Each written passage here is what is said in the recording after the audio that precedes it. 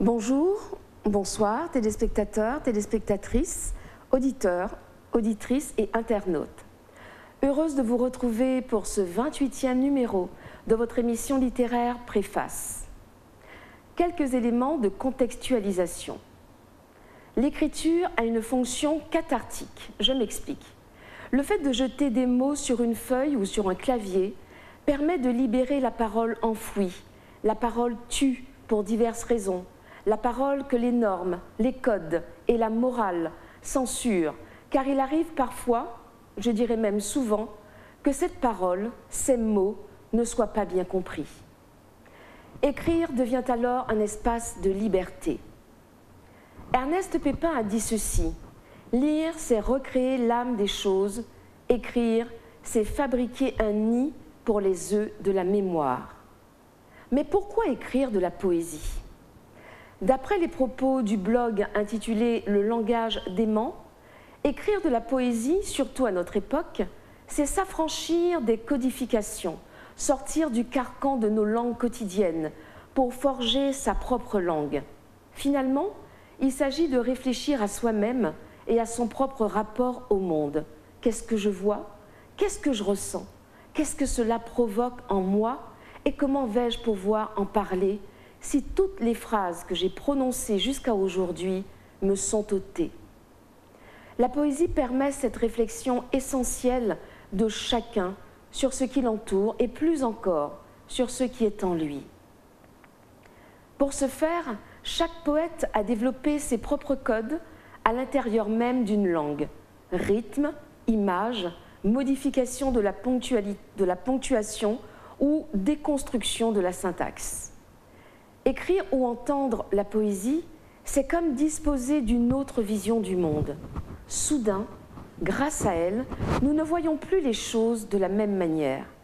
Elle permet, d'après Christilla Pellé-Douel, journaliste en charge des pages livres dans le magazine Psychologie, de recréer, de repenser le monde en renouvelant sans cesse ses propres sensations au contact des autres. L'autrice que nous recevons aujourd'hui a choisi ce genre littéraire, entre autres, pour exprimer sa vision du monde, mais aussi ses paysages intérieurs. À travers ces deux recueils poétiques, au titre évocateur, Conscience poétique et les mots, héritage de notre mémoire, publiés aux éditions Negmaron, elle nous conduit sur les chemins de la vie, de sa vie et de ceux de notre histoire. J'ai l'honneur de recevoir Marie Louison, poétesse et conteuse hors pair depuis plusieurs années, qui vous parlera d'elle et de ce qui motive et nourrit son écriture. Bonjour Marie. Bonjour Laure. Alors Marie, tu sais que ça fait un moment que je voulais te recevoir. Malheureusement, à un certain moment, ça n'a pas été possible, mais je suis très heureuse de t'avoir là aujourd'hui. Alors, j'ai dit rapidement certaines choses, mais j'aimerais que tu puisses nous dire qui est Marie Louison pour ceux qui nous écoutent et qui nous regardent. Alors, c'est une conversation, nous n'y temps, Marie, pas ni pour problème. Donc, voilà. Ok, donc, qui Marie Louison? Donc, je suis avant tout une femme, d'accord?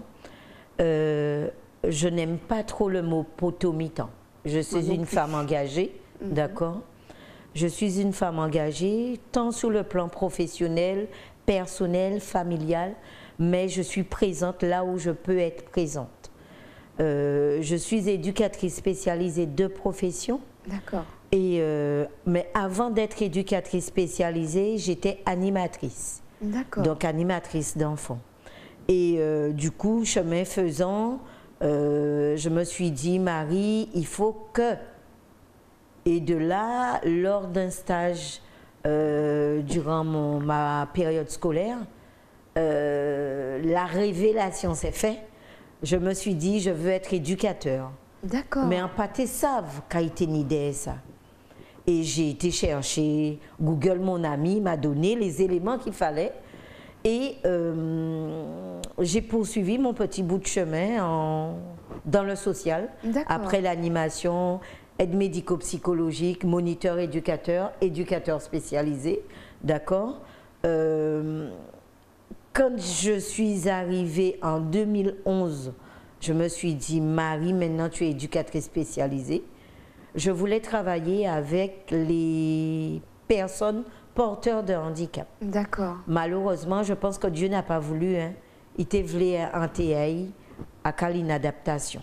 Ok. Donc, je travaille avec des ados, des pré-ados, des enfants de 3-6 ans jusqu'à 18-20 ans. Ah, quand même. Hein. Donc, voilà. C'est ça un peu ma vie professionnelle. Parallèlement à ça, je dirais que ce qui me permet d'être bien dans mon corps, dans ma tête et dans ma vie, c'est l'écriture, c'est la lecture, ce sont les randonnées, des choses comme ça, la découverte de la nature. Ça, c'est bien qui a aimé. D'accord. Ça, c'est bien qui a un besoin. D'accord. Donc, des randonnées claires de lune, ça, c'est magnifique. L'écriture qui prend naissance à partir de on marchait en bas bois. Bah, tu te serais bien entendu avec l'ami dont je t'ai parlé tout à l'heure. Ah oui, complètement. Alors justement, je rebondis sur ce que tu viens de dire. Comment es-tu arrivée à l'écriture, justement? L'écriture de poésie. Est-ce que c'est récent? Est-ce que tu as eu des modèles? Je n'utilisais pas le mot poésie, d'accord? Je faisais mes petites... Je me rappelle, quand j'étais jeune, j'avais un cahier où je collectionnais les chants de Michel Sardou, Tata Yo-Yo, ah, oui. Des choses comme ça, et je prenais plaisir à revenir dessus et à faire un chant que maman n'aimait pas trop, je vais dire ça comme ça, mais moi que je chérissais, et que donc j'ai constitué un petit cahier comme ça, et dans ce cahier-là, j'écrivais des petites choses, d'accord, qui me passaient par la tête. J'écrivais des choses que j'avais envie de dire et que je n'osais pas dire. J'écrivais pour me voir écrire, mais plein de choses de ce type. Hein. Et du coup, chemin faisant, je me suis rendu compte que l'écriture prenait une petite place en moi, de manière progressive, et pour après vraiment occuper un espace en moi. De plus en plus grand, de plus en plus, oui, de plus en plus. Et moi-même, t'es békéké, reste békéké, hein, parce que quelquefois, on s'étonne de choses qu'on est capable de faire. C'est vrai. Et on n'ose pas, quelquefois, on peut, mais on n'ose pas. Donc, j'ai osé dans mon cahier, hein, un cahier qui m'est propre. D'accord. J'ai osé. Donc, après, la poésie, c'est venu à partir de Contacaz, d'accord? Je suis rentrée dans l'association Contacaz, qui est, ce sont des personnes qui racontent des contes. Et le monde du conte, je ne connaissais pas du tout. Donc, j'ai découvert ce monde-là avec l'association Contacaz, avec principalement Edgar Ferrus. Que l'on salue, justement. Que l'on salue, tout à fait. Qui m'a... j'ai vraiment pris plaisir à vivre au sein de Contacaz, au sein de cette association, lors d'événements, de multiples événements qu'on faisait, surtout avec les enfants, d'accord? Parce que Contacaz, c'est principalement les enfants, avant tout en tout cas. Donc, et c'est là que tu as commencé à raconter, alors? C'est là que tu es devenue conteuse? Oui. Oui, je dirais que c'est là que mais j'ai vraiment pris l'essence qu'il fallait prendre pour pouvoir être conteuse aujourd'hui.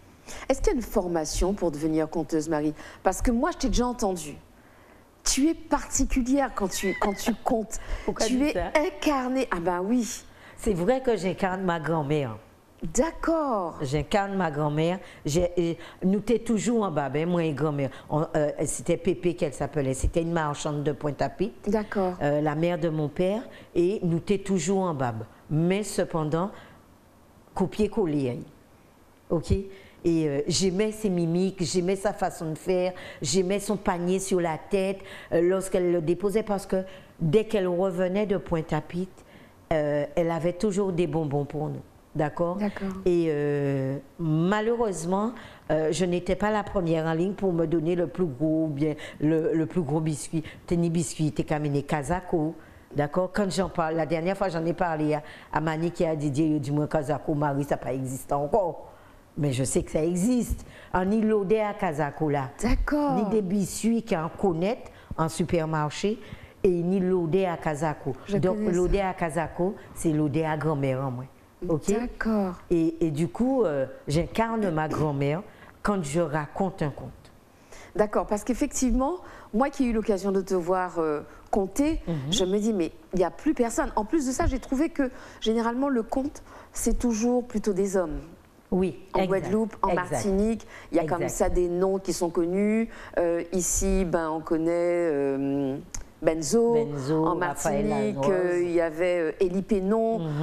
Mais souvent, c'était des hommes. Et moi, quand je t'ai vu conter, je me suis dit, mais je trouve que ça change. Tu ne trouves pas que vous, les femmes, vous apportez quelque chose de particulier au conte? On apporte quelque chose de particulier, certes, mais on apporte autre chose. D'accord? C'est une complémentarité. Hein. La femme et l'homme sont complémentaires. Que l'on veuille ou pas, c'est clair. Nous sommes complémentaires. Donc, en tant que conteuse, on apporte l'autre que l'homme ne peut pas apporter. Alors justement, selon toi, qu'est-ce que toi tu apportes au conte dans la manière dont tu dis les choses? Jean qu'a dit bitin là. Au savant bitin là, quand je le fais avec cœur. Il y a un ami qui me disait, Marie, si ça en tête, il peut descendre en quai à pas bon. S'il descend en quai, moi, alors là maintenant, je sais, c'est-à-dire que je suis dans un personnage que c'est après que je me rends compte que je suis comme ça ou que je fais comme ça. D'accord? D'accord. Mais il n'y a rien de calculé. Il n'y a pas de calculé. Non, voilà, c'est ça. Il n'y a rien qui est calculé. Tout est spontané, d'accord? Et ça me fait plaisir parce que souvent, quand on calcule, on va se dire que 2 centimètres après, on va faire 2 pas comme ça. Non, je ne suis pas dans ce schéma-là. Toi, tu es dans la spontanéité. Oui, je suis dans la spontanéité.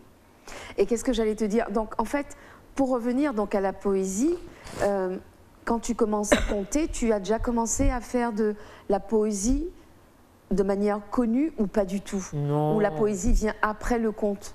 La poésie vient après, je ne sais pas. Moi, je préfère dire pendant. Pendant, d'accord. Pendant. Parce que j'ai découvert la poésie vraiment durant le conte. D'accord? Pour moi, c'est une complémentarité au conte. OK? Ce sont des mots, ce sont des sentiments, ce sont des couleurs, ce sont des images. Le conte, c'est pareil. Tout à fait. D'accord? Donc, c'est une complémentarité. Cependant, quand je me suis mise en poésie, je déclamais les textes des autres.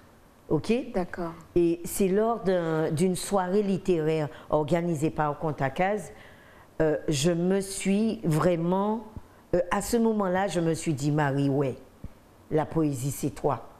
On y va maintenant. C'est à ce moment X, c'est sur un texte de Richard Saint-Silly, sur lequel je dis travailler, je ne dis pas apprendre, on n'apprend pas des textes, on travaille sur un texte. Ah, pourquoi on travaille sur un texte? Sur un texte, on met des images, on met des odeurs, on met des sentiments, on met de l'amour, on met de la colère, on met de la peur, ok?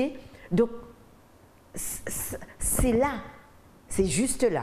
On a juste à ouvrir le cœur et à disposer quand il le faut, au moment où il faut le dire. Oui, mais tu es d'accord avec moi quand même que c'est pas tout le monde qui arrive à faire ça. Est-ce que tu as fait du théâtre, par exemple? C'est-à-dire que j'ai fait un petit peu de théâtre. J'ai pas vraiment fait du théâtre, d'accord? J'ai fait une approche du théâtre, je préfère dire ça comme ça. Cependant, avec d'autres références, parce que Google, notre ami, est toujours disponible. Absolument. Donc, on va regarder, on cherche à comprendre, on cherche à savoir pourquoi il a fait comme ça, pourquoi il n'a pas fait comme ça.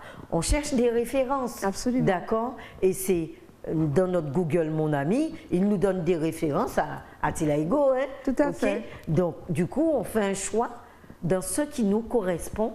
Et après, on se dit, par contre, lui, il va devenir mon dada.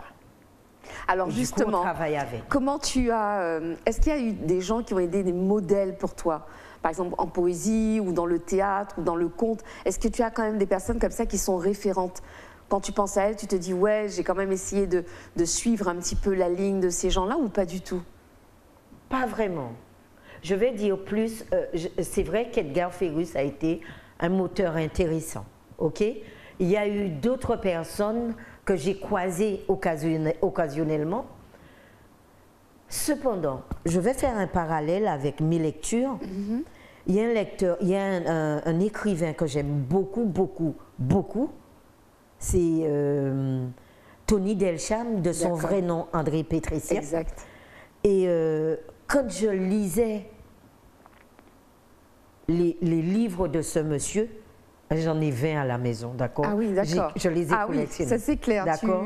Le livre que je chérissais, que je chéris le plus, c'est Papa, est-ce que je peux venir mourir à la maison? C'est rempli d'émotions, c'est rempli de peine, c'est rempli de tristesse, c'est rempli d'amour, c'est rempli de compassion, c'est rempli de tout ça. D'accord? Lorsque on lit ce genre de livre, et que si ou pas qu'à plairer, c'est que ou presque comprendre, ou pourquoi comprendre, mais ou presque comprendre. Ok? Parce que ce livre-là, j'ai pas arrêté de le lire. Durant ma formation d'éducateur spécialisé, j'ai fait parce qu'on devait faire une fiche de lecture. Tout à fait. Et j'ai pris un plaisir à faire une fiche, à réaliser une fiche de lecture autour de ce livre-là. Tony Delcham, c'est The Tony Delcham. Pour moi, hein. Tout à Pour fait. les autres, je ne sais pas. Mais j'aime l'écriture, j'aime sa façon d'écrire. Manique et moi, il n'y a pas si longtemps, on était en train d'en parler. Et en tout cas, dit, mais pour qui mettez ou pas qu'à ivrer ici là ça? Et puis elle m'a expliqué, mais bon. Mais c'est Tony Delcham, c'est une référence. Absolument. Ah, il a marqué beaucoup toutes ces années 80, 90, etc. La quand Baba, même. Oui. la peau farine. La peau farine. Exact. Antoine Robert. Enfin, c'est Tony Delcham, quoi. Et j'aime cette écriture-là. Je ne vais pas occulter Aimé Césaire. Hein. Bien non, sûr. du tout. Du tout. C'est pas les mêmes registres. Non, ce c'est pas les mêmes registres. Non, tout à fait. Du tout. Mais j'aime Tony Delcham. Donc, du coup, dans ces livres, il y a des choses que j'ai extrait, d'accord, et qui répondaient à mes attentes, qui répondaient à ce que j'ai envie de faire, ce que j'ai envie d'être demain. Alors peut-être parce que justement, c'est peut-être parce que c'est une écriture qui est centrée véritablement sur le vécu, sur l'humain, sur les sentiments, parce qu'en fait, il s'intéresse parfois à des personnages que l'on voit comme ça, mais à côté desquels on passe. Exact. Donc je trouve qu'effectivement, Tony Delcham a un regard très humaniste sur ses personnages et sur sa société. Donc, alors, j'aimerais bien qu'on arrive, alors on va en parler rapidement, mais Conte à Timoun Lakou. Conte à Timoun Lakou. Donc tu as fait 2 volets. Oui. Il y a un tome 1, tome 2, et récemment tu as mis en voix aux éditions Une Voix, Une Histoire. Oui, donc voilà. le 2e volume, c'est bien non, ça? Le premier volume. D'accord. Alors, de quoi parle Conte à Timoun Lakou? Conte à Timoun Lakou, c'est nous. Pourquoi c'est nous? Je cherche en tout cas, du plus profond de mon cœur, à travailler avec les 3-6 ans. Pourquoi? Nos 3-6 ans, on peut déposer des choses en eux. C'est vrai. C'est le moment de le faire. D'accord? Si on ne le fait pas, quelqu'un d'autre le fera. Oui, d'accord? Pour qu'on arrête de se dire, ouais, mais qu'à nous qu'a fait, faisons. D'accord? Donc, Conte à Timoun Lakou, ce sont des histoires qui nous ressemblent. C'est les nos piégés Manglous. Manglous qui vivent dans vie en nous. Manglous toujours dans Chancan, dans la relation Chancan. Donc, Manglous qui a traversé tout le temps d'ouvron la rue. Gaillon Manglous, nous toujours dans Gaillon Manglous. C'est vrai. Donc, ça fait partie de nous. Donc, il est important pour nous. Je ne dis pas que l'extérieur n'est pas bon. Oui, attention. Bien sûr. Cependant, pour pouvoir bien rebondir, aider un enfant, il faut que cet enfant sache d'où il sort, pour que demain, il aille vers l'autre. Afin qu'il ait des racines et des ailes. Tout à fait. OK? Donc, dans la deuxième histoire, c'est Manzébrélé. Manzébrélé, c'est grand-mère en moi. Pépé, c'est Manzébrélé. D'accord? Elle comprend le langage des arbres. Ma grand-mère, elle disait tous les jours, tous les soirs, en cas fait on t'est à l'éti, en cas fait on t'est à tel bité. Mais t'es à l'éti, grand-mère, c'est pour qui bitin? Mais c'est pour moi dormir puis bien, pour moi mais grand-mère toujours qu'à dire ou pas qu'à dormir bien. On pas comprendre vous pépé quand on raconte là, ou paye ça dormir. Non, dit l'éti c'est moi dormir, moi poser tête en moi. D'accord. Même si le lendemain, il vient dire, il n'a pas dormi. Il n'a pas dormi. Mais quand il fait encore. C'est ça. Donc, c'est ça, Manzébrélé. Le troisième conte, Noël à Chouquette et Tisha. Chouquette et Tisha, c'est ma nièce et mon neveu Sinaï, qui est mon filleul. D'accord. Ce sont des enfants qui sont très dynamiques, qui sont vrais dans leur relation à l'autre.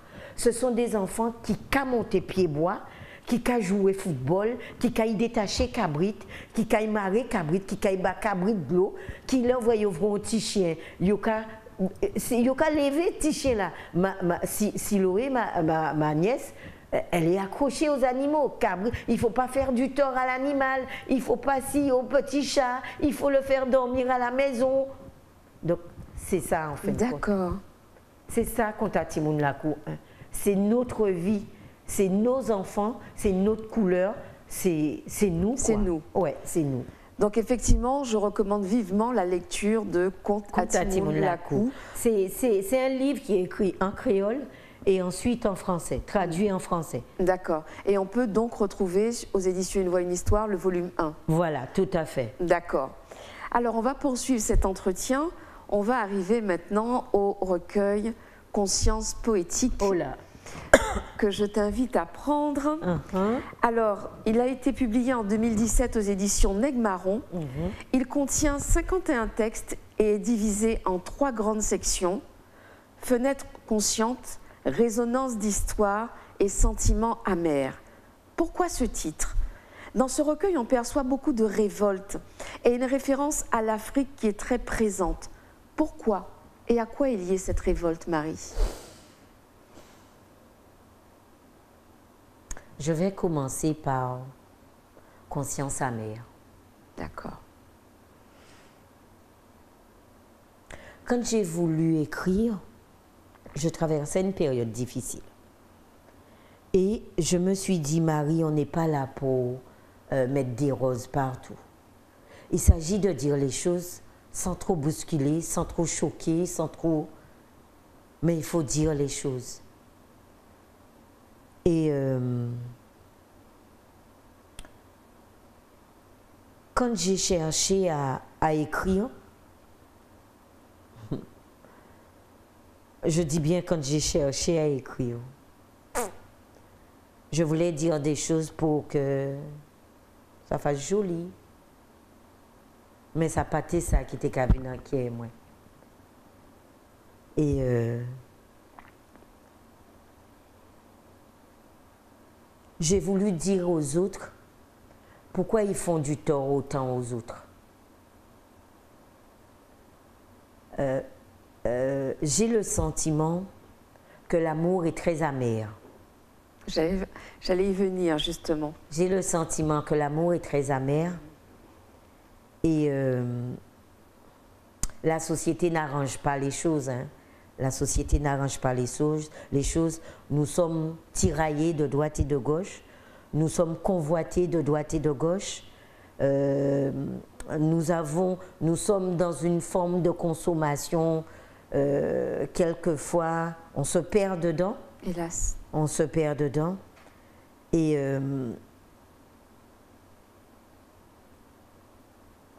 l'amour véritable n'arrive pas à s'extraire dans tout ça. L'amour consommation, l'amour détourné, l'amour, je ne sais pas, il y a plein de formes d'amour. Mais l'amour authentique et réel, tu penses qu'il qui n'arrive pas à s'exprimer, qui n'arrive pas à trouver sa place dans cette société. En tout cas, cet amour-là a du mal à émerger. Cet amour-là a du mal à s'extraire de tout ça.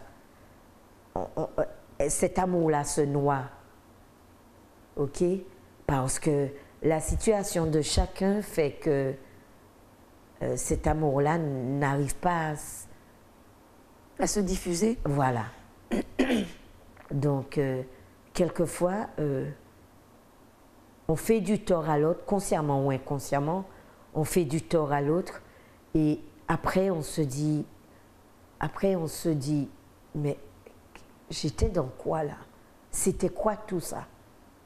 Et on se réveille un jour pour se dire ça, et après on se dit, mais arrête maintenant, sors de là, sors de là. Et ce sont des mots que je me suis dit. D'accord. Et du coup, je me suis extrait. Et hier, oui, il y a 2 jours de ça, j'étais en train de dire à un ami que je suis bien maintenant, je suis mieux maintenant, dans la personne que je suis et dans l'équilibre que je cherchais. Mais ça, je le dois à Dieu. Ça, je le dois à Dieu, parce que sinon, je serais 6 pieds sous terre. D'accord. OK. L'Afrique, je n'ai jamais connu l'Afrique. J'ai toujours entendu dire des choses. J'ai toujours lu des choses sur l'Afrique. Notre histoire, on sort de là. OK, d'accord. Quand qu'a pensé de tout ça? Je me taisais. Je me taisais parce que les gens disent, nous venons de l'Afrique, nous sommes Yoshayenu en Kalabatou. Enfin, l'histoire dit ça, hein, parce que j'ai bouquiné, j'ai lu. L'histoire le dit. Pourquoi nous apprenons rien qui ça? Pourquoi nous qu'a dit rien qui ça? Pourquoi nous pas qu'a dit qu'il y a eu des Noirs, reines et rois? Pourquoi on ne dit jamais ça? OK, je vais revenir encore à Manik. On était en train d'en discuter. Et il était qu'à dire, moi non. Lui, il qu'à descendre d'un roi et une reine. C'est ce que je me dis aussi. OK. Et quand j'ai été en Côte d'Ivoire, et je remercie Une Voix, Une Histoire, parce que c'est Côte d'Ivoire qui m'a permis de me rendre en Afrique, sur le sol. Tout à fait. Et je remercie Didier Manette aussi, parce que si ce n'était pas lui, je n'aurais pas rencontré Manik Siartiteka et je n'aurais pas été en Côte d'Ivoire. Donc je les remercie. Et quand je suis arrivée en Côte d'Ivoire, il y avait une petite voix qui me disait « Tu es arrivée, Marie. Maintenant, qu'est-ce que tu fais? Tu fais quoi maintenant? Maintenant, tu vas à la rencontre de nos semblables. OK? Le salon d'Abidjan l'a permis. Tout à fait, exact. L'a permis. Là, en vrai, on paquet de timoun. Mais on paquet de timoun. Première fois, on était vrai sans désir, moi. Autant de timoun. Ouais, j'ai vu les images, c'était impressionnant. OK? Mon Dieu, mon Dieu, mon Dieu. J'ai pris plaisir à raconter des histoires par le biais de Une Voix, Une Histoire. Et en cas d'Imanik Siartiteka, merci on pile. Parce que quand je raconte des histoires, je ne peux pas rester figée. Absolument. OK, je ne peux pas. Du coup, quand j'avais été enregistrée chez Manik, on dit Manik, en cas cisé? Bon, d'accord. Qu'est-ce qu'elle a fait? On s'est donné rendez-vous le dimanche d'après. Il dit, moi Marie, c'est bon, ou peut du bout. OK? Là maintenant, je vivais mieux Absolument. le conte que je racontais. Et quand je racontais, les enfants avaient un casque, et on était qu'à raconter pour 10 timounes, ou bien 12, ou bien 13. c'était magnifique. Tout à fait. C'était juste magnifique. Et il y a eu un certain moment, il y a eu des étudiants, je crois que ce sont des lycéens, je crois, ou bien universitaires, je ne sais pas. J'ai fait un texte pour eux, un texte en français parce qu'ils ne comprennent pas le créole. Il y a un jeune homme qui est venu me dire, Madame, merci. Merci parce que j'ai déjà fait un tour, maintenant je me sens mieux. Dans ce que j'ai entendu, absolument, je peux continuer mon tour. Ça fait moi tellement chaud au cœur. Ah non, on dit Marie, Manique tenir raison des ménéos. Non mais c'est génial. Alors on est arrivé à la fin de la première partie. Comme quoi ça passe vraiment très vite. Tout à fait. Marie, c'est passionnant de t'écouter, vraiment. Merci, là, je suis à la place d'une petite fille qui écoute un conte parce que j'aime les contes, j'aime entendre les gens raconter. Mais toi, t'ayant déjà entendu, là, je suis là. Et les gens doivent se dire, tiens, c'est bizarre, Laure ne parle pas beaucoup aujourd'hui. Mais c'est parce que je suis vraiment en pleine écoute. Alors, chers téléspectateurs, téléspectatrices, auditeurs, auditrices et internautes, nous allons nous retrouver tout à l'heure, après cette page publicitaire. Nous allons retrouver Marie Louison. À tout à l'heure.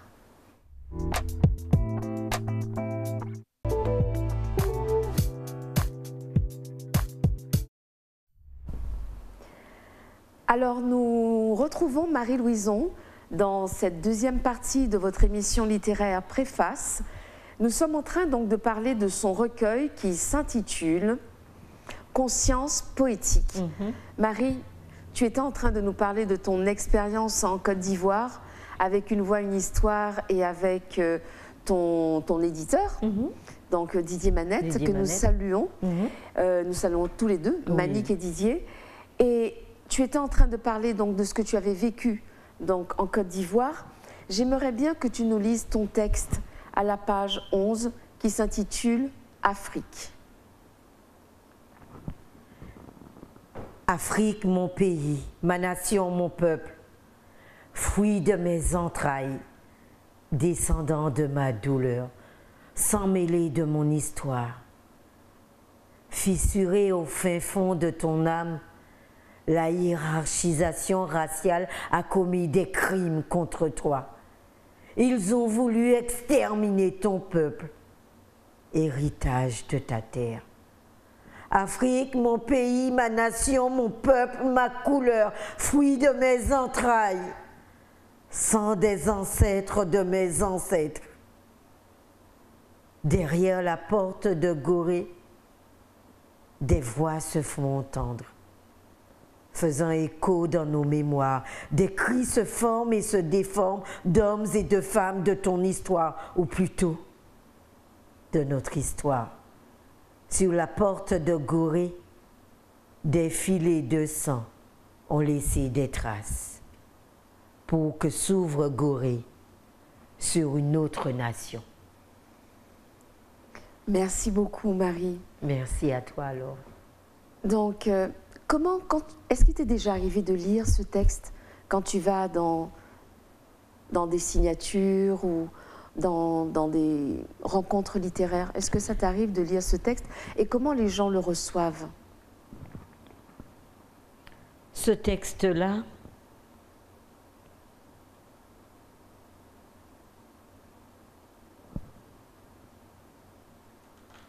je ne sais pas dans la mesure où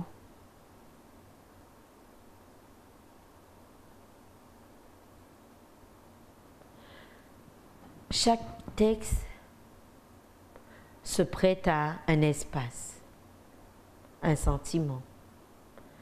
Et quand je suis quelque part, il y a des textes qui s'approprient à ça. D'accord. J'ai placé ces textes-là, ça pour un côté. C'est vrai? À part au côté site. Ou sinon à case, quand je fais mon... Quand j'ai envie de déclamer des textes à moi-même, je prends mon livre et puis je parle, je chante, je mets du chant, je mets un texte, je mets de l'émotion, je mets des trucs et puis je vis à la maison et puis je passe d'une pièce à une autre pièce et puis voilà.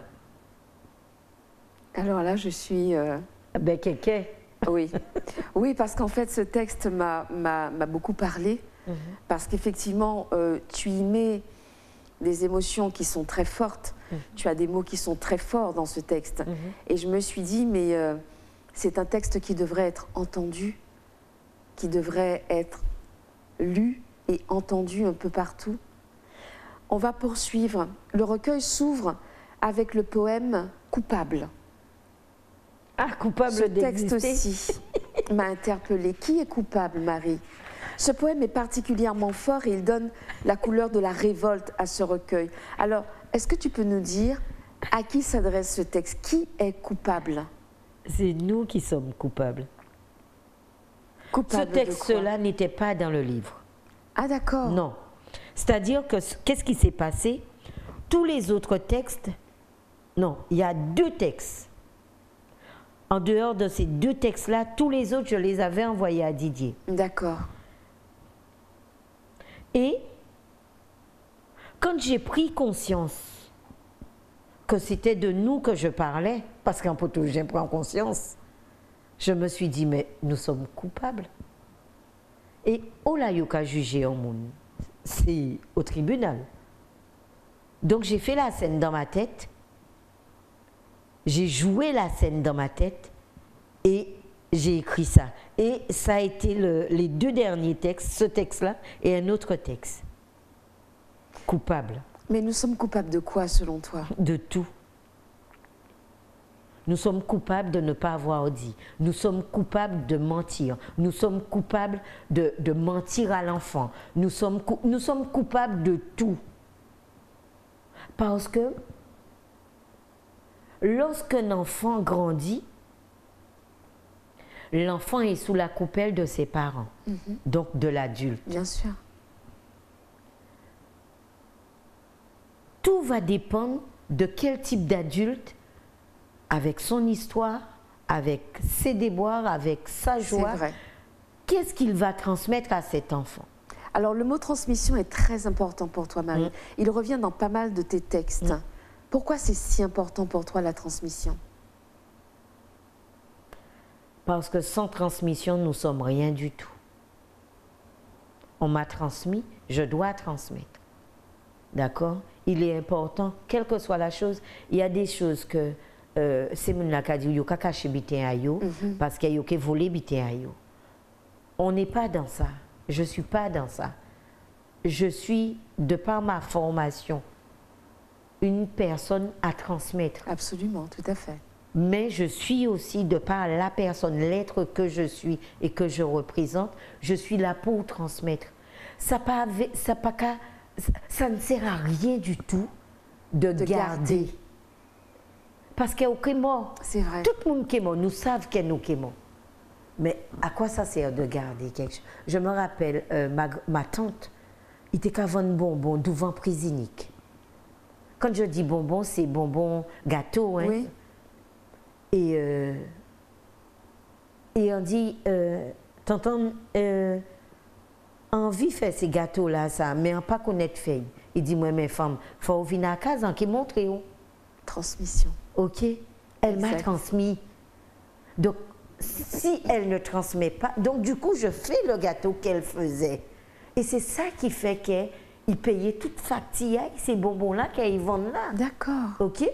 Parce qu'elle a vécu dans ça. Elle a fait que ça. D'accord? Donc, elle a 23 sur sa tête. Donc, tout bitin, c'est un bitin qui permet de vous grandir. C'est tout. Alors, comment te viennent tous ces mots et tous ces textes? Est-ce que tu as un rituel pour ton écriture ou alors les choses te saisissent comme ça à n'importe quel moment? Ouais, c'est à n'importe quel moment. Je n'ai pas vraiment de rituel pour dire je m'accorde 2 heures de temps, je bloque 2 heures de temps, je vais écrire. Non, non, du tout. Je fais ma vaisselle, je fais mon jardinage, je fais mon jambon, je fais tout ce que je fais, d'accord? J'extrais des choses dedans. Donc en fait, on peut dire que c'est ton quotidien qui t'inspire.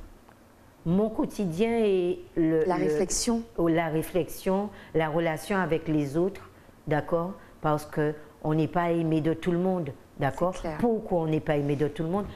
Nul ne le sait. Il peut aimer ou il peut aimer. De toute façon, en la terre, il n'y a pas tout le monde qui l'a pour aimer. Tout à fait. Moi, je dis que ma politique est la suivante. Je ne cherche pas à ce qu'on m'aime, je cherche à ce qu'on m'accepte dans ce que je suis pour qu'après qu'on puisse m'aimer. Ok? C'est ça ma devise. D'accord? Parce qu'on ne peut pas aimer un monde d'emblée comme ça. Tout à fait. Ça veut dire ni débiter qu'il y a un monde là fait qui caille en sens ça. Donc tu t'approches de cette personne. Et pour finir par découvrir qui est réellement cette personne. Et après tu finis par l'aimer. Moi, c'est comme ça que je conduis le cheminement aimer. D'accord. C'est dans ce sens-là qu'il va. On accepte l'autre dans sa différence parce que nous sommes tous différents. Que ce soit en couleur, en langage, en style, en forme, en grosseur, en grandeur, en toute vitesse. Nous différents. Donc, pourquoi se chamailler tout le temps alors que nous qui avons toujours été différents? Et puis nous toutes qui moi aussi. Nous toutes qui moi aussi. Alors, toujours dans ce recueil, les références au peuple et au pays sont nombreuses. Donc, notamment dans le texte intitulé « Un pays sous scellé » ou alors « Un peuple désabusé ». Est-ce que tu as mal à ta Guadeloupe, Marie? Oui. Et pourquoi tu as mal à cette Guadeloupe? On s'enferme dans des choses. On s'enferme dans des choses et on se perd dans les choses. Quelles choses selon toi? Quelquefois, on a envie de suivre un chemin. Et c'est pas que le chemin il est pas bon, hein, mais il se trouve que sur le chemin on a rencontré quelqu'un. Et cette personne trimballe d'autres casseroles. Eh oui. Ok? Mais on ne voit pas les casseroles. On entend à peine le bruit. Mais c'est quand nous avons fait 500 mètres, des kilomètres éveil, finalement on se dit, mais nous avons des odeurs casseroles où là ça a sorti. Ok? Où là ça a sorti. Quelquefois on a envie d'aimer. Donc on peut se perdre. On a envie d'exister. On peut se perdre. Pour faire plaisir à l'autre. Mais cependant, en peu de questions là au moins. Alors en fait, je te disais pourquoi tu as mal à la Guadeloupe. Bon, quand on lit effectivement pays sous scellé, pays désabusé, on se dit mais pays sous scellé, mais quel scellé? Est-ce qu'effectivement, donc en fait c'est à la page 20, j'aimerais bien que tu nous fasses la lecture de ce texte-là, un pays sous scellé. Quelquefois on ne voit pas les scellés. Hein. On ne les voit pas, mais on est scellé, on est cadenassé. Et on ne sait plus après quelle direction prendre. Et bien souvent, les personnes qui mènent la Guadeloupe, d'accord, nous enduisent en erreur. Ça ne veut pas dire qu'on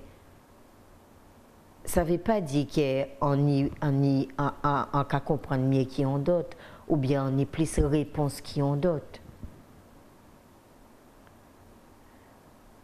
Il y a une image qui circulait lors du Covid. Il y avait un gros trou. Et tout le monde allait dans la même direction. Tout à fait.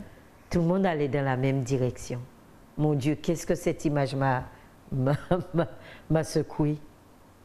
Parce qu'on est tous... Comment un peuple peut aller dans une même direction? Et c'est vers le trou qu'on va. On peut aller dans une même direction. Mais quand c'est productif, quand c'est évolutif, quand ça élève. On t'écoute pour pays sous scellé. Depuis la nuit des temps, le pays s'encensait. Rongé par un système trompeur, déloyal, très hypocrite, le mal rongeait le pays. L'âme du pays se disséquait. Mon Dieu, pitié! La sensation de mauvais souffle foudroyait l'âme. Le pays était dévasté par des mythes. Un mal surveillait sans peine. Ils ont condamné le pays, ils ont condamné le peuple, ils ont condamné tout ce qui pouvait marquer l'histoire. La genèse du pays portait un lot complexe, escorté de déviances détournées, entravé par une époque esclavagiste, le pays migrait s'expatriant sans boussole. Pourtant, au-delà de tout, il fallait exister. Le monde était censé s'ouvrir à nous, s'ouvrir à nos enfants. L'éclosion de l'éducation française parasitait ce qui habitait notre histoire, marquant notre propre existence. Faire comme eux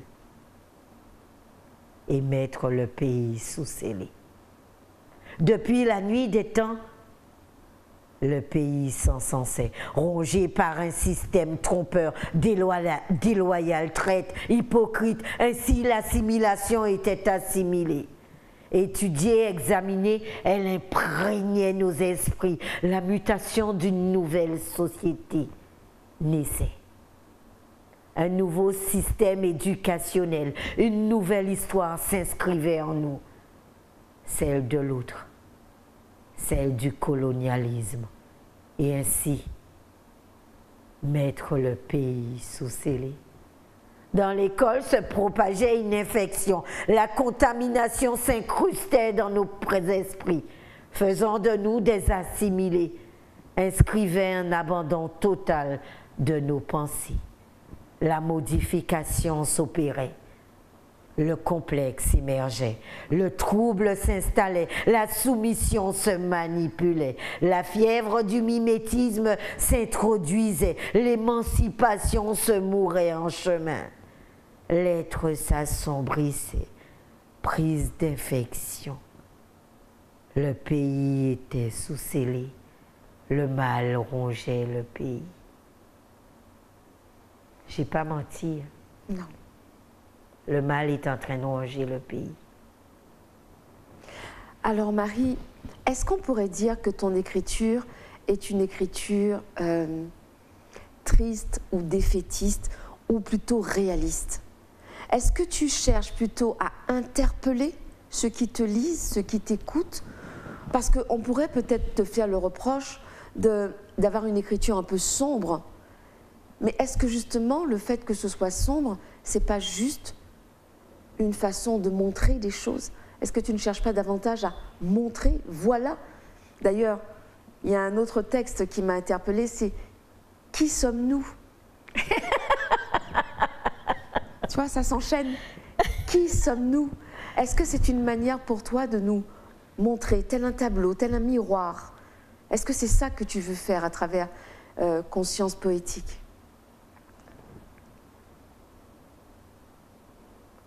C'était juste une autre façon de dire les choses sans bousculer l'autre, sans l'accuser, sans le tabasser, sans le fracasser, sans le ligoter. D'accord? La poésie, en tout cas cette poésie-là, parce que je ne vois pas cette poésie-là comme cette poésie-là. Oui, ça c'est clair. C'est pas pareil. C'est pas pareil. Non. On va en parler justement. Non. Donc voilà. Alors c'est vrai que j'ai beaucoup de questions, mais comme je veux qu'on arrive quand même à ça, j'ai remarqué toujours dans ce recueil que le mot noir revient dans 3 fois, à travers 3 textes. Noir, parce que noir et archives noires. Tu fais référence à l'histoire des personnes noires ou perçues comme telles. Quelle importance a la transmission de notre histoire pour toi? Parce que tout à l'heure, tu as parlé de transmission à travers les gestes du quotidien, à travers le conte Contatimoun Lakou. Mais par exemple, dans le texte à la page 66, Archives noires, il me semble que tu es en train plutôt de parler de tout cet aspect de notre histoire que nous ne savons pas. On nous a montré un monde créé avec des personnes et sont passés sous silence des inventions des inventeurs. Exact. Est-ce que c'est une façon aussi, à travers ce texte-là, que je vais t'inviter aussi à nous lire, de montrer qu'il y a une prise de conscience à avoir, et peut-être au niveau de l'éducation, je ne vais pas dire national, mais bon, de transmettre différemment? On fait toujours, l'aspect négatif est toujours mis en avant, d'accord? Il était important pour moi de répertorier ces personnes-là parce qu'ils ont existé, ils ont inventé des choses. Donc, la personne de couleur ou la personne noire, la personne... On n'est pas que... Il n'y a pas que le côté négatif. Pourquoi on ne parle pas de ceux-là? On n'en parle pas. On les a juste mis sur un papier et on a posé le papier au mur. Et qui veut, passe, lit. Oh, ah bon, ça existe, ok? C'est ce qu'on a fait. On nous a arrêté, fait ça. On nous dit, nous fait ça aussi. Aussi, tout à fait. Donc c'est dans ce sens-là. Parce que sortir de cet aspect négatif et faire ressortir, mettre en lumière ces personnes-là. Nous allons t'écouter pour Archives noires, avant de passer à l'autre recueil. Nos savants noirs ont été oubliés. Inventeurs des choses de nos vies, ils ont été occultés et la confusion s'entretient.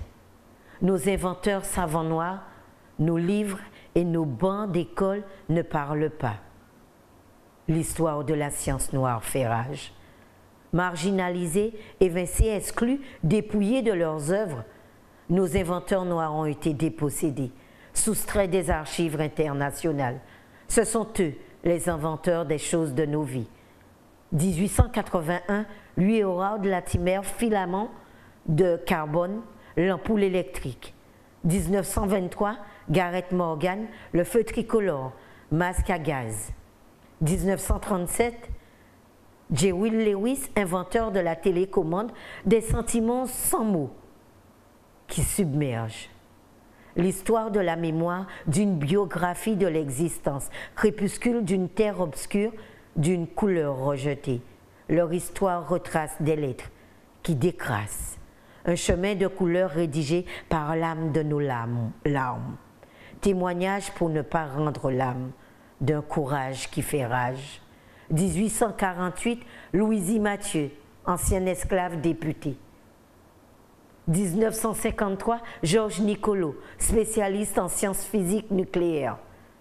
492 ans après Jésus-Christ, Gélave, première, troisième, pape africain, ils ont écrit avec leurs lettres de noblesse un pan de l'histoire pour l'évolution de l'humanité. Les réseaux se croisent, s'entrecroisent et dénoncent.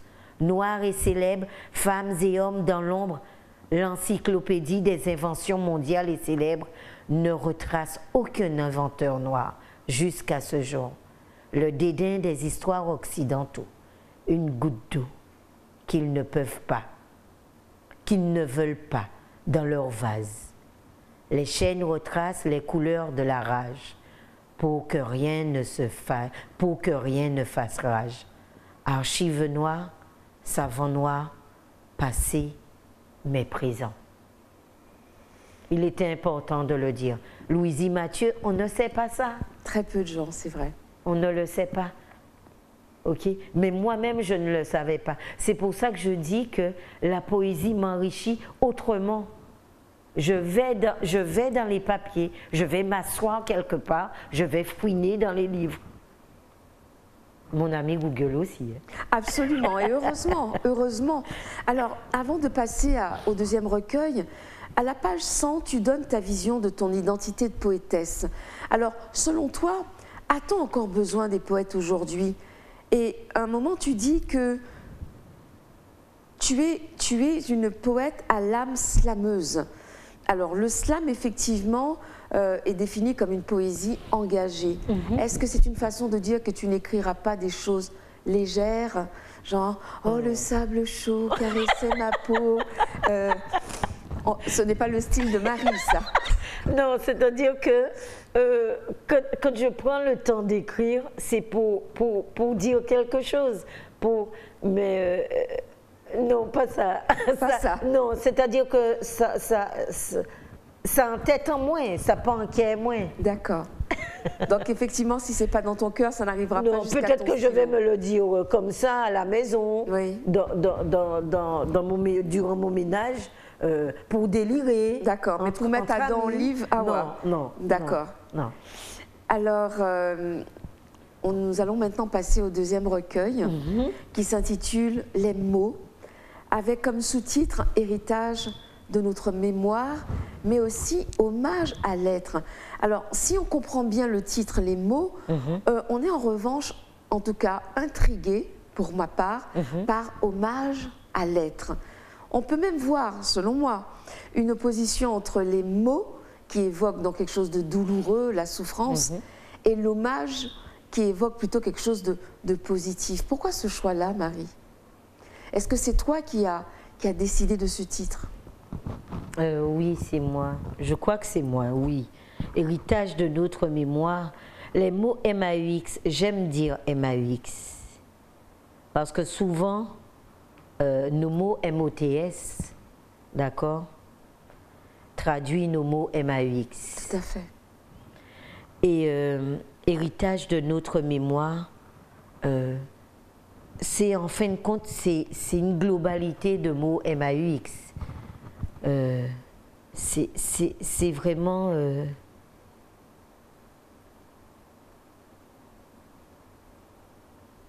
ce qu'on ne dit pas. Mais qui est là. Mais qui est là, qui existe en nous. Alors, ce recueil, lui aussi, est divisé en 3 parties. Alors, moi, j'ai franchement une question. C'est un hasard ou c'est un chiffre qui compte? Est-ce que c'est une symbolique? Ah, j'avais jamais fait attention. Parce que moi, j'ai compris à travers tes textes, ça m'a un peu surprise parce que je sens la femme qui revendique un certain nombre de choses et qui dénonce, notamment liées à l'esclavage, au fait que les personnes noires sont mises de côté, etc. Mais la présence de Dieu est aussi importante. Dieu se retrouve quelque part à travers tes textes. Alors moi, je me suis dit, 3, est-ce que c'est la Sainte Trinité? Tu sais, ça m'a interpellée. Parce que je me suis dit, le précédent recueil, 3 parties, celui-ci, 3 parties. Alors, il y a l'Elavi Kamake Passage, l'Enmouve les roues coulées et l'Inivek Assombré. Le créole, pour toi, Marie, est très important. Oui. Pourquoi? Parce que je suis créolophone, parce que je suis juste moi, quoi, c'est tout. Et le créole, c'est moi, c'est pas que ça s'ajoute à moi. D'accord. Le créole, c'est moi. C'est juste ça, c'est tout. Parce qu'on a tendance à dire le créole. C'est-à-dire que si on ne peut pas parler créole, on pas bien. On pas bien. On aime parler créole et français. Ou qu'à mélanger les deux là. Oui. Mais le créole, c'est moi, c'est tout. C'est juste ça. Alors, il y a une thématique qui n'était pas très présente dans le précédent recueil, Conscience poétique, mais qui occupe toute une section dans ce recueil. Je vais parler de l'amour. Est-ce que c'est un thème qui évoque de la douleur? Alors, c'est vrai que tout à l'heure, tu disais qu'il n'y a pas d'amour. Tu estimes que dans cette société, ce qui manque véritablement, et ça ne nous pas arrivé trouver, c'est l'amour. Alors, moi, ce que j'ai aimé, c'est l'amour vlé roucoulé. Alors, moi, j'ai une question. Est-ce Nion Bitin qui a empêché roucoulé? Est-ce qu'il y a quelque chose qui empêche à cet amour? Parce que tu dis pas Ika, tu dis il vlé. Alors, qu'est-ce qui empêche? C'est la surconsommation. C'est la surconsommation. Tout type de consommation, hein, qui empêche à l'amour réel d'exister, d'émerger, comme j'étais en train de le dire au début. C'est cette surconsommation. Donc, il a tout fait. C'est pour ça qu'il voulait. Mais il n'y a qu'à râler, il pas en bas. J'aimerais que tu nous lises, parce que je l'ai trouvé très beau, Des mots pour dire, à la page 54. Envie marquer des mots pour dire.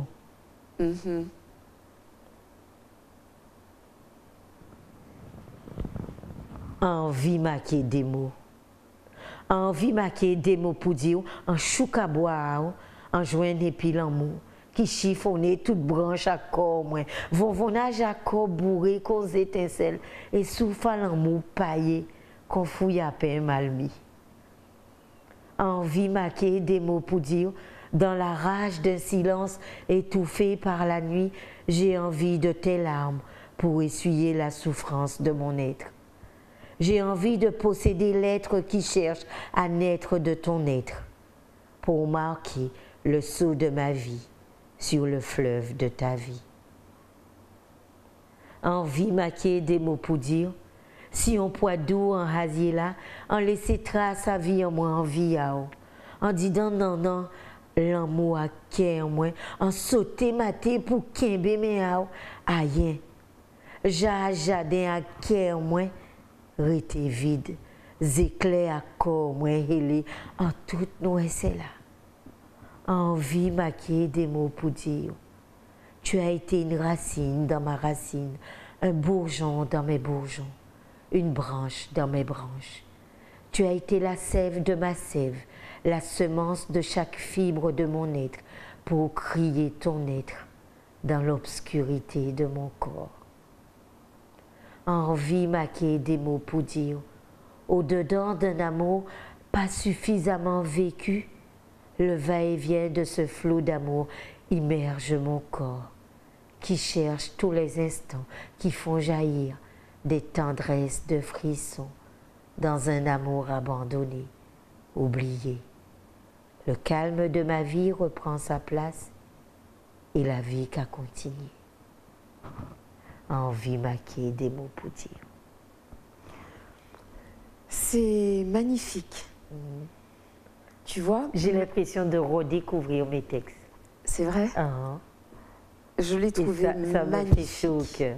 Et je t'ai imaginé le disant, parce que, évidemment, en panivoire. Et j'ai lu ça et relu ça, mais je me suis dit, mais ça, c'est une belle déclaration d'amour. J'ai trouvé que c'était une très belle déclaration d'amour. Parce que c'est vrai que ce n'est pas classique. Tu vois ce que je veux dire? Ce sont des mots que l'on a envie de dire, qu'on aurait aimé entendre, qu'on n'entend pas. Mais je me dis que c'est ça la belle déclaration d'amour. Anteke voulait dire ça. Mais tout en disant Anteke voulait, en cas d'ili. Tu vois? Et c'est ça que j'ai trouvé fort. Je vois que nous sommes arrivés à la fin de la deuxième partie. Une dernière question avant. Dans la conclusion, je vais te laisser développer un peu plus. La dernière section de ce recueil, c'est Ninivek assombré. Et ça commence par l'âme de mon pays et ça s'achève par mes souvenirs. Là encore, on retrouve des sentiments qui évoquent la souffrance. Est-ce que selon toi, l'être, puisque tu dis hommage à l'être, est-ce que selon toi, l'être est condamné à souffrir? Où peut-il trouver sa rédemption? Et est-ce que selon toi, l'écriture poétique rend la vie plus supportable, Marie? Où peut-il trouver? C'est seulement Dieu. Cette paix que l'on cherche, il n'y a que Dieu qui peut donner cette paix. Il est vrai que la poésie peut amener d'autres éléments complémentaires. Cependant, il ne faut pas occulter la présence spirituelle, la vie spirituelle. Avoir une vie spirituelle, c'est s'orienter vers une paix, s'orienter vers une forme de sagesse. On n'a pas qu'à dire sagesse, on a dit une forme de sagesse. Parce que vie à chaque monde différent, d'accord? Et c'est entrer dans une démarche spirituelle nous permet de découvrir autre chose. Et pour nous apaiser, parce que moi je dis que lorsqu'on est chez soi, on doit être en paix. C'est chez soi qu'on doit avoir cette paix. Dans la rue, au travail, ok, on est bousculé de partout. Mais quand on arrive chez soi doit être un havre de paix. Tout à fait. Ok? Et moi, mon havre de paix, c'est la maison. Et j'avoue que la vie spirituelle que je mène est complémentaire. C'est le non-non de ma vie. D'accord. Sans ça, je ne pourrais pas avancer. Marie, nous te remercions. Nous allons te retrouver tout à l'heure. D'accord. pour la conclusion. Nous sommes arrivés donc à la fin de cette conversation avec Marie Louison. Vous avez vu comment c'est une femme passionnante, très agréable à écouter. Nous allons nous retrouver pour la séquence rubrique que vous commencez maintenant à connaître. Je vous dis à tout à l'heure.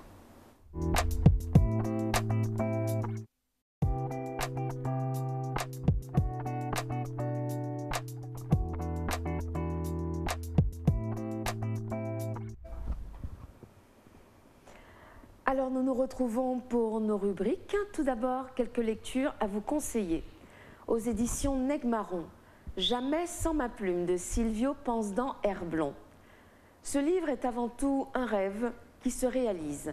Il s'agit d'un recueil de textes qui ont rencontré un certain succès sur Facebook. Encouragée par des amis lecteurs, j'ai décidé de me lancer dans l'aventure et de les regrouper dans un livre. Venez visiter mon univers où les mots en latin se mêlent à mes mésaventures et à celles de mes personnages fétiches, comme la jeune Shaina.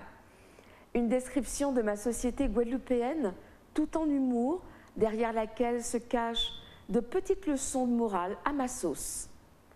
Silvio Pensdan-Herblon nous montre que chaque occasion est bonne afin d'observer ou de vivre les situations de la vie avec un zeste ou une belle poignée d'humour. Sincèrement, je vous le recommande parce que Silvio a des images, a des métaphores à vous faire vous rouler par terre. Aux éditions Une voix, une histoire maintenant. Lettre ouverte à la jeunesse de Ernest Pépin. Publié en version papier aux éditions Jazor, lu par Une voix, une histoire. Je suis de ceux qui souhaitent voir tout le monde se poser la question et trouver des solutions, à commencer par les jeunes eux-mêmes. Mon ambition dans cette lettre ouverte n'est pas de donner des recettes miracles, je n'en ai pas. Mon ambition est de susciter un débat au sein de la jeunesse, afin qu'elle prenne en charge les questions et les réponses et qu'elle lutte pour changer le cours dangereux des choses. Aux éditions Jazor maintenant, Eia pour nos ancêtres ou la mémoire retrouvée de Annick Sylvestre. Josh et Fifi, deux collégiens en quête de nouveautés, se sont mis en tête de changer le cours des choses. Cette année, ils honoreront plutôt l'abolition de l'esclavage à leur façon. Un récit sur la difficile notion de sens de l'histoire réinventée par des adolescents. C'est terminé pour cette rubrique. Passons maintenant à la minute du lecteur et de la lectrice. Je rappelle que c'est une rubrique dans laquelle vous pouvez envoyer une vidéo ou un audio de 3 à 4 minutes accompagné de votre photo, plus celle de la première de couverture du livre dont vous nous parlez. Choisissez une œuvre coup de cœur, une œuvre que vous avez envie de faire connaître et singulièrement de notre littérature antillaise et guyanaise.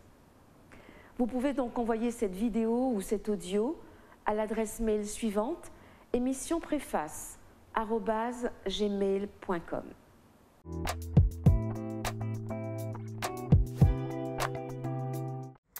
Bonjour, alors moi j'ai décidé de vous parler aujourd'hui d'un recueil de poésie dont l'auteur se nomme Thierry Mathiazin, qui est un poète guadeloupéen. Alors pourquoi j'ai envie de vous parler de ce recueil? Parce que c'est une poésie incarnée par Thierry Mathiazin qui est véritablement flamboyante à tous les niveaux. D'une élégance rare en termes de plume, en termes de maîtrise de la langue, en termes de métissage également des images colorées qu'il nous propose.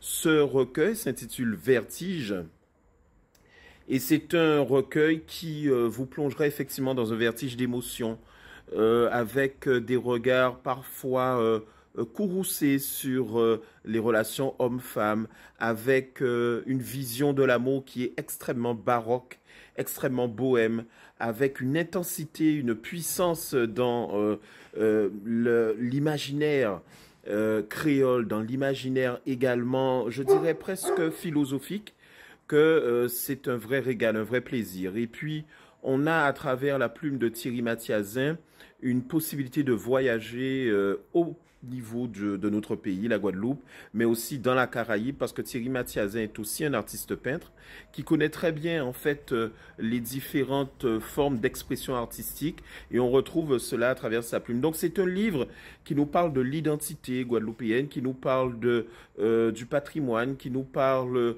du relief de la Guadeloupe, de son littoral, de ses forêts, de ses champs, mais également de ses femmes, de ses hommes.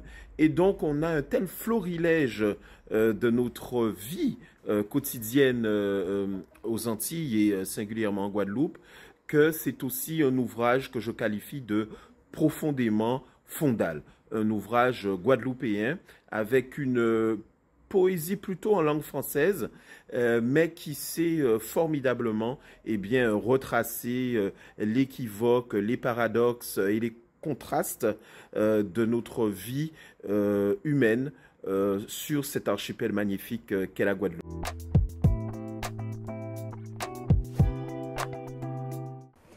Passons maintenant à la rubrique Plaisir de lire, toujours à la même adresse mail, émissionpréface@gmail.com. Pareil, une vidéo ou un audio d'un texte que vous avez ou écrit ou simplement un texte d'un auteur que vous aimez. Vous lisez avec une lecture expressive afin de nous faire ressentir toutes les émotions qui se trouvent à l'intérieur de ce texte. Là encore, toujours à la même adresse mail, vous nous envoyez donc cette vidéo, ou alors si vous ne voulez pas vous filmer, un audio accompagné d'une photo.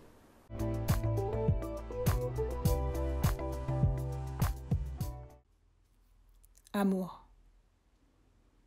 As-tu déjà vu de l'amour qui se perd, se gaspille, s'étale pour rien sous le soleil? As-tu déjà vu l'amour fondre comme la neige ou se perdre comme l'air d'une mauvaise chanson? As-tu déjà rencontré sur ton chemin l'amour qui n'a pas de raison? As-tu déjà vu une femme que le mal a pris au bon endroit, juste assez de douleur pour tout abandonner, mais pas encore assez pour arrêter d'aimer? As-tu déjà compris que l'amour peut toujours venir à manquer même s'il semble toujours déborder? As-tu déjà vécu cette tornade qu'est la folie d'aimer? As-tu déjà manqué de ce vent-là dans ta vie au point de ne plus en demander? As-tu déjà jugé? As-tu déjà refusé un amour dont les couleurs ne t'allaient pas pour ensuite terriblement regretter tous ces gris dans lesquels tu te débats? As-tu déjà dit non à ça? Mais alors qu'as-tu fait quand ce fut ton tour d'avoir dans le ventre un amour, parfois laid, tellement sourd, jamais sage? As-tu laissé alors ton amour solitaire devenir rage? As-tu déjà fait ça? As-tu déjà aimé comme ça? N'as-tu jamais pu savoir pourquoi? Cadet. Émotion. Le crépuscule faisait de nous des êtres heureux. Étincelant, tes iris me faisaient baisser les yeux. Mon cœur s'emballait davantage à chacun de leurs battements, suffocant à l'idée de te découvrir comme par enchantement. La lune insinuait sur ta peau suave des heures incandescentes. La pulpe de nos lèvres générait des ruissellements indécents. Ton teint mat, reluisant, favorisait un contraste enivrant. Mes mains moites, frémissantes, effeuillaient langoureusement. Tes larges lèvres m'invitant soudain à me blottir frénétiquement au creux de tes antres dans une émotion divine.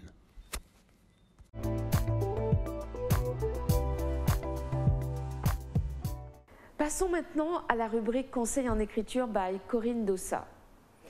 Une nouvelle capsule vidéo avec de précieux conseils pour celles et ceux qui veulent se lancer dans l'aventure de l'écriture d'un roman. Vous suivez Corinne Dossa depuis le début de Préface et je sais que vous avez été nombreux à la contacter. J'ai donc hâte de lire vos livres quand ils sortiront.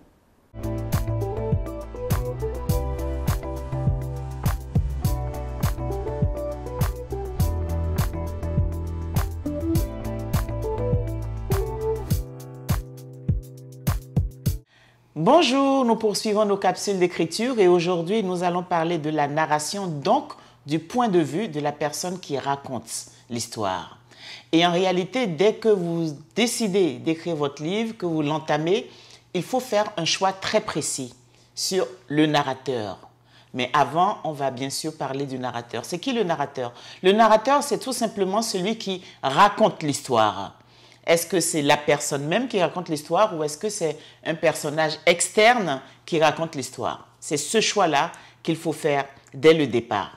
Bien sûr, lorsque l'histoire est écrite sous forme de journal intime, de lettres, de confessions, le narrateur est lui-même un des personnages du récit. Et c'est souvent d'ailleurs le protagoniste. Donc là, il n'y a pas de filtre entre le narrateur et le personnage. C'est donc principalement le cas avec les textes écrits à la première personne. Mais pas toujours, on en reparle tout à l'heure. Mais la plupart du temps, le narrateur est externe au récit. Avec plus ou moins de distance, il a sa propre voix. C'est un peu comme si vous aviez, dans ce cas, un conteur qui vous chuchote une histoire à l'oreille. La notion de narrateur peut vous paraître abstraite, mais une fois que vous commencerez votre texte, elle vous paraîtra plus claire. Maintenant, donc, il y a plusieurs points de vue. D'abord, il y a le point de vue externe. Le point de vue externe, dans ce type de narration, celui qui raconte l'histoire, il est comme quelqu'un à l'extérieur qui observe une scène. D'accord? Il est juste extrêmement objectif, pas subjectif. Il décrit l'histoire, il est comme un témoin qui a assisté à quelque chose et qui raconte, voilà ce qui s'est passé ce jour-là. Donc, c'est ce qui arrive lorsque, le soir, au coin du feu, on raconte par exemple l'histoire de Compère Lapin. On va vous dire, voilà, il était une fois, voilà ce qui s'est passé, Compère Lapin a. Celui qui vous raconte l'histoire n'est pas un des personnages de l'histoire. C'est comme quelqu'un qui est à l'extérieur et qui raconte une histoire qu'on lui a chuchotée ou dont il a été témoin. Donc, le narrateur externe, il décrit tout simplement la scène, comme je vous l'ai dit, comme un témoin. Il y a une distance émotionnelle, il ne s'implique pas forcément émotionnellement dans l'histoire et l'intrigue avance en fonction du récit du narrateur. Ce point de vue s'adapte mieux aux textes parfois un peu plus cérébraux. Et puis, quand on écrit des romans, il y a souvent le point de vue interne. Et c'est le point de vue le plus répandu. C'est celui où le lecteur entre dans la tête du personnage dont il connaît en même temps que lui les pensées, les sentiments, la psychologie en somme. Ici, le narrateur mentionne aussi bien les événements que ce que pense le personnage et la façon dont il l'a vécu. Et le récit, bien sûr, est du point de vue d'un seul personnage à la fois. Dans ce type de narration, normalement, on ne devrait rien cacher au lecteur, puisque le lecteur est censé tout connaître en même temps. Mais évidemment, pour construire une intrigue, il y a des petites ruses qu'on peut avoir pour que le lecteur en sache beaucoup, mais qu'on garde certaines infimes parties quand même inconnues de lui. On n'est pas obligé de tout dire, on peut juste ruser. Et puis, il y a un point de vue. Donc, en fait, avec le point de vue interne, vous avez le choix entre le je ou entre le il. Pour une autobiographie, on va utiliser le je. Et puis, quand on parle de quelqu'un d'autre, mais qu'on connaît parfaitement un personnage dont on maîtrise les tenants et les aboutissants, on peut utiliser le il. Et d'ailleurs, je donne souvent ce conseil aux jeunes aspirants, auteurs et autrices qui veulent se lancer et qui ont peur du jeu. Pour mettre une toute petite distance, je dis, parlez à la troisième personne. Même si vous parlez de vous, racontez l'histoire comme si l'histoire était celle de quelqu'un d'autre. Utilisez le « il ». Et là, cette toute petite distanciation vous permettra d'être beaucoup plus à l'aise dans votre récit, même si après, une fois que vous l'avez écrit, vous pouvez le réécrire en revenant au « il ». Et puis, bien sûr, il y a aussi la narration omnisciente. Là, en fait, c'est comme si la personne qui raconte l'histoire, c'est comme si elle est Dieu. Elle connaît tout. Elle connaît tout de l'histoire, elle connaît tout des personnages Elle a absolument la globalité de l'histoire. Elle a une très grande distance dans sa narration et elle vous raconte de façon, je ne vais pas dire plate, mais de façon juste extrêmement objective une histoire. Donc voilà, pour la narration, faites votre choix dès le départ. Est-ce que vous voulez choisir une narration interne, une narration externe ou alors une narration omnisciente? Vous faites ce choix au départ et vous y tenez jusqu'au bout. À la semaine prochaine.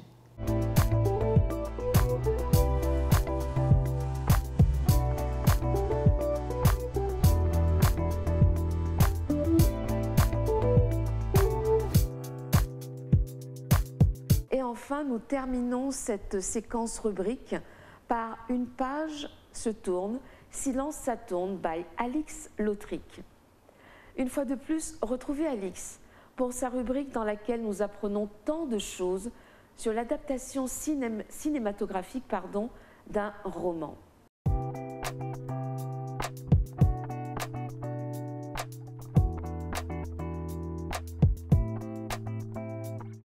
Bonjour!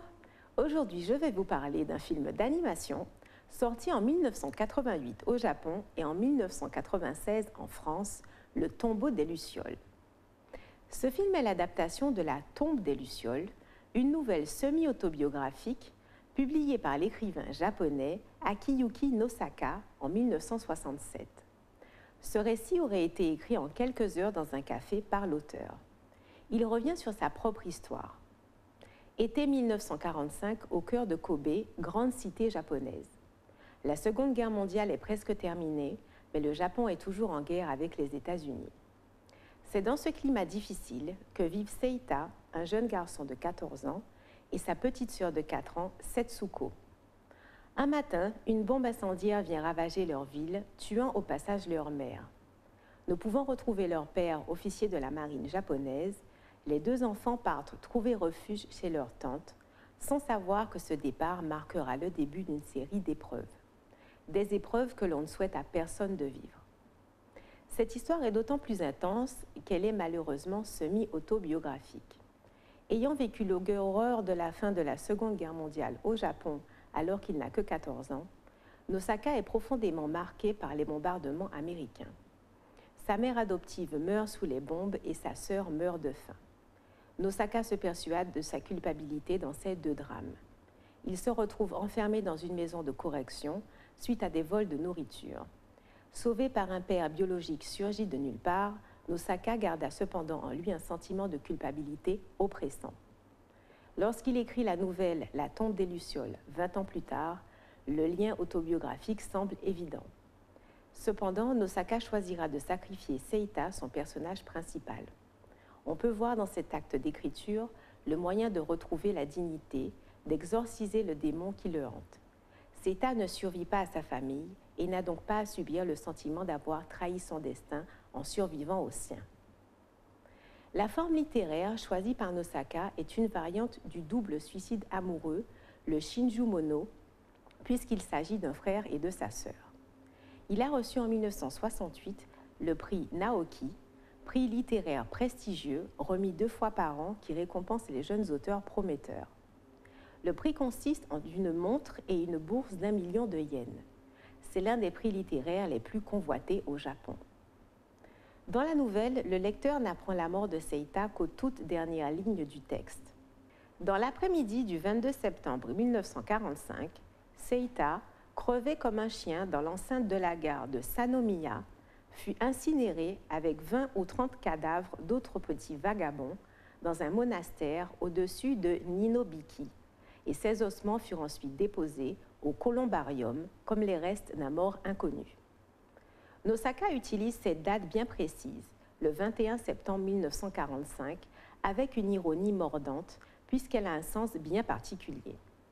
Seita décède le lendemain du jour où fut décrété le plan général pour la protection des orphelins de guerre. Il meurt de faim, comme sa petite sœur Setsuko, décédée 1 mois avant lui, morte le 22 août au fond de la tranchée d'un abri anti-aérien d'une inflammation aiguë des intestins, du moins dans la version officielle, car en réalité, percluse de tous ses membres à l'âge de 4 ans, c'était comme dans un profond sommeil qu'elle avait quitté ce monde, de la même manière que son frère, en somme, dépérissement dû à la dénutrition. L'auteur souligne que les sacrifiés sont les plus vulnérables et accuse aussi le comportement des adultes qui aideront rarement les enfants et les entraîneront dans la mort. Au départ, et selon la volonté de l'auteur, Le Tombeau des Lucioles ne devait pas être adapté sur grand écran. Le sujet était trop violent, selon lui, pour que celui-ci soit transposé en film avec de vrais acteurs. Toutefois, il a accepté que son œuvre fasse l'objet d'un film d'animation. En 1987, après avoir été producteur de 2 films au studio Ghibli, Isao Takahata décide de revenir au métier de metteur en scène et d'adapter un roman d'après-guerre, très connu au Japon, La Tombe des Lucioles. Il soumet le projet à Tokuma. Parallèlement, Miyazaki a l'idée de réaliser Mon voisin Totoro. Ce projet sera très complexe pour finalement pouvoir aboutir. En effet, le sujet du Tombeau des Lucioles est très triste. Les 2 enfants protagonistes meurent et cela se passe dans une atmosphère très réaliste de la Seconde Guerre mondiale au Japon. Heureusement, le projet a reçu le soutien d'un des membres du comité de production du Château dans le ciel, Toshio Suzuki. Ce dernier a proposé, pour que le film soit accepté, de coupler les 2 films, Le Tombeau des Lucioles et Mon voisin Totoro. Le premier étant un drame historique, aurait un but pédagogique et serait vu par des classes. Seulement pour produire 2 films en même temps, il faut 2 producteurs. Le grand éditeur japonais Shin-Shosha porte un grand intérêt à ce projet et accepte le financement de l'adaptation. Les 2 projets simultanés peuvent être réalisés par le studio Ghibli. Cependant, ces 2 productions simultanées amènent des problèmes techniques et des effectifs insuffisants. Le studio s'est donc tourné vers Toru Hara pour son expérience dans la gestion et la production. Hara fut donc le producteur sur les 2 films.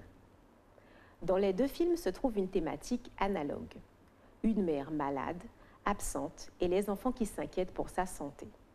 La grande différence, c'est que dans Le Tombeau des Lucioles, cela se passe pendant la guerre et les situations sont dramatiques.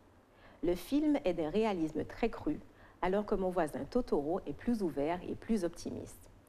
C'est cette vision du monde ancrée dans un réalisme proche des films européens qui fait la frilosité des producteurs pendant la lancée du film Le Tombeau des Lucioles. À leur sortie, les films remportent un succès d'estime avec près de 800 000 entrées. Le film sera salué par les professionnels de la profession. Le Tombeau des Lucioles ne sera projeté en France qu'en 1992 au Festival de Corbeil, puis en 1994 au Festival de Paris. Il est alors remarqué par Jacques Varé, responsable des films du Paradoxe. Il négocie pendant 1 an avec Ucor, qui représente en France Tokuma et le studio Ghibli. Le film ne possède alors qu'un très modeste budget de sortie. Le Tombeau des Lucioles ne sort que dans des salles d'art et d'essai le 19 juin 1996. Malheureusement, à cette date, sort Porco Rosso et Le Tombeau des Lucioles restera encore dans un anonymat certain malgré sa qualité. Heureusement, les relations entretenues entre les films du Paradoxe et les salles d'art et d'essai vont permettre de connaître une diffusion durable du film malgré l'absence de copies françaises. Les 4000 entrées de l'époque en France sont considérées comme un résultat très honorable. Puis le 26 mai 1999, Canal+ diffuse le film. En janvier 2000, le film obtient sa VHS, puis en juin une diffusion télévisée sur Arte, puis une sortie en DVD. Impossible de rester de marbre face au Tombeau des Lucioles, que ce soit à travers son histoire aussi horrible que touchante ou sa réalisation particulièrement soignée. Le film a marqué tous ceux qui l'ont regardé au point d'être devenu un classique de l'animation nippone. Le fait qu'il soit inspiré d'une histoire vraie renforce l'impression qu'il nous laisse, celui d'un récit à faire découvrir pour montrer à quel point l'histoire a pu faire souffrir. En résumé, Le Tombeau des Lucioles est un chef-d'œuvre que nous vous conseillons de découvrir malgré son scénario particulièrement éprouvant. L'un des points les plus importants dans cette œuvre est le réalisme. Bien que dessinés, les décors sont crédibles. Comme le dit Bernard Génin dans l'article de Télérama du 19 juin 1996, dès le début, la reconstitution d'un bombardement sur Kobe dans des décors d'une précision hallucinante installe un réalisme quasi documentaire. Si Le Tombeau des Lucioles vous a plu dans sa version animée par le studio Ghibli, sachez qu'il existe un moyen de poursuivre l'aventure, et même deux. Le premier est un téléfilm diffusé en 2005 à la télévision japonaise et réalisé par Toya Sato. En réalité, ce téléfilm fut aussi adapté du roman d'Akiyuki Nosaka, était diffusé en plusieurs actes, diffusés les uns après les autres, mais se trouve en DVD avec tous les actes réunis en une seule histoire de 2h30. L'histoire suit à peu près celle du film d'Isao Takahata jusqu'au moment de la rencontre avec les deux héros, Seita et Setsuko avec leur tante Isako. En effet, le téléfilm choisit de s'attarder sur ce personnage afin de lui donner davantage de relief que dans la version animée. Pour rappel, Isako était odieuse avec ses neveux et les deux enfants décident de partir tenter leur chance ailleurs. Le téléfilm de 2005 explique les raisons qui poussent Isako à se montrer de plus en plus dure avec eux et humanise un peu le personnage. On ne peut cependant pas occulter le manque de moyens criants de cette adaptation télévisée, ainsi que le manque de charisme de certains de ses comédiens. Il faut également passer outre l'excès de mélodrame habituel dans des dramas, les productions télévisées japonaises, pour vraiment entrer dans ce film qui s'avère être un complément intéressant au film d'animation et une bonne revisite de cette histoire. Mais ce n'est pas la seule adaptation dérivée du Tombeau des Lucioles, puisqu'une troisième adaptation a vu le jour en 2008. Sorti en salle au Japon, ce long métrage change radicalement la fin que les spectateurs comme les lecteurs connaissent. On la qualifiera de plus dispensable que celle de 2005. Le Tombeau des Lucioles aura fait pleurer plus d'un spectateur, jusqu'au moins émotif. Film culte du studio Ghibli, ce classique de l'animation japonaise a marqué les esprits à plus d'un titre et pour cause. Loin des légendes si familières au studio, ici on vous emmène voir l'horreur de la guerre, mais aussi le lien puissant qui unit une famille. Ma chronique se termine. Merci de m'avoir écouté.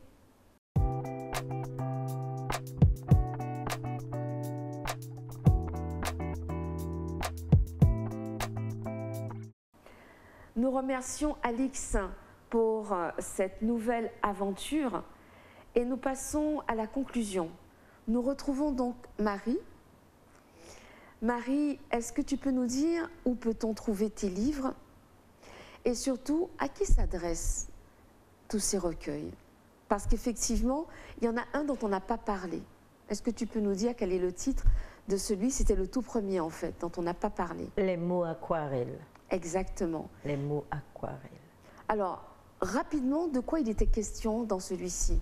Les mots aquarelles, en fin de compte, c'est vraiment de la diversité. C'est une photographie de la société. D'accord. Mais différemment, autrement. Voilà, c'est un peu ça, je veux dire. Et où est-ce qu'on peut trouver tes livres? Donc, et à qui s'adressent-ils? Les livres s'adressent à tout le monde, hein, d'accord? La poésie, c'est tout le monde. Les livres on peut se les procurer aux éditions Nègre-Marron, d'accord? Ou du moins à mon niveau, que ce soit les livres de contes ou les livres de poésie, ou en librairie. D'accord. Et aussi, on le rappelle, sur la plateforme Une Voix, une Histoire, oui, pour le premier volume, pour le premier volume de Contatimoun Lakou 1. Et je suppose que le deuxième va être dans la foulée. Tout à fait. D'accord. Et donc, de superbes cadeaux pour Noël qui arrive. Pour Noël, exact, parce que ce sont des livres à offrir pour la Noël. Absolument. Donc voilà. J'aimerais bien, avant qu'on ne se quitte, Marie, que tu nous lises à la page 13, donc du recueil Les mots, le titre « Parole ».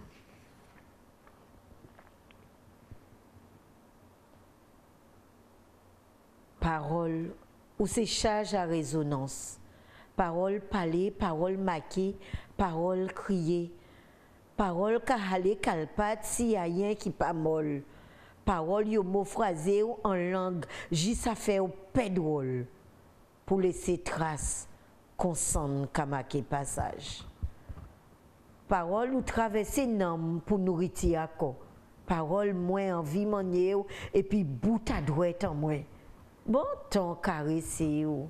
Bon temps déshabiller ou. Parole bon temps faire rôle pour pas perdre rôle. Ban tant crier parole pour l'amour en créole écrit si ban l'école. Ban tant crier parole pour convoi parole écrit histoire créole. Ban tant crier parole pour histoire moun folle pour yo pas prendre la vol. Ban tant crier parole. Parole ou c'est lombric ou c'est bois fouillé à toute parolier. Ban tant crier ou. Parole c'est moi, parole c'est vous, parole c'est nous. Bon temps crier parole pour l'écho créole ouvert la ronde créole. Marie, nous te remercions.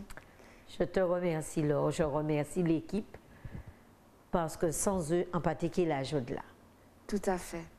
Donc merci Manick, merci oui, Didier. Merci Didier et à Manick aussi. Merci à toi, merci à Bruno, notre réalisateur, qui fait un travail incroyable.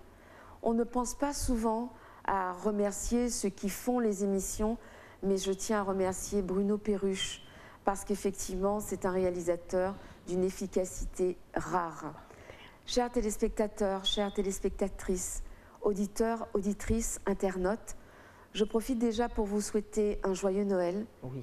Marie, j'ai été très heureuse de te recevoir. Merci de m'avoir reçue. Je savais que j'allais passer un très bon moment.